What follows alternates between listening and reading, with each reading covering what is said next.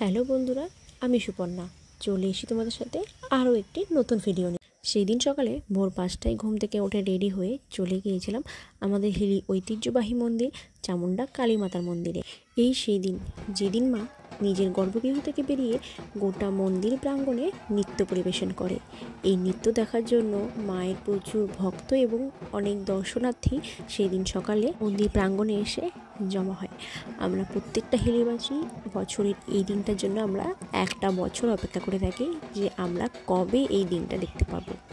মায়ের এই অপরূপ দৃশ্য তোমরা যদি কেউ একবার সামনে দেখে না দেখো, কেউ তোমরা বিশ্বাস করতে পারবে না। মাকে দেখে যেন মনটা একদম ভালো হয়ে যায়।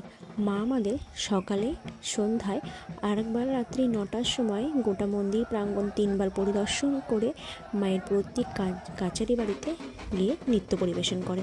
সেটার ভিডিও তোমাদের সামনে খুব তাড়াতাড়ি আসতে চলেছে। কিছুক্ষণ দাঁড়িয়ে থাকার পর চলে এলো আমাদের ছোটো মা। এত ভিড়ের মধ্যে আমি যতটুকু পেরেছি তোমাদের সাথে ভিডিও শেয়ার করেছি। তো তোমরা কিন্তু আমাকে অবশ্যই জানিও যে তোমাদের ভিডিওগুলো কেমন লাগছে। আর আমাকে যারা এখনও সাবস্ক্রাইব এবং ফলো করোনি, অবশ্যই তারা আমাকে ফলো করে দিও।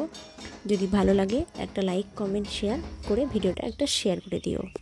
ছোটো মায়ের নাচ হয়ে যাওয়ার পর আমি চলে আসলাম বড় মায়ের গর্ভগৃহে মাকে একটু প্রণাম করে নিতে।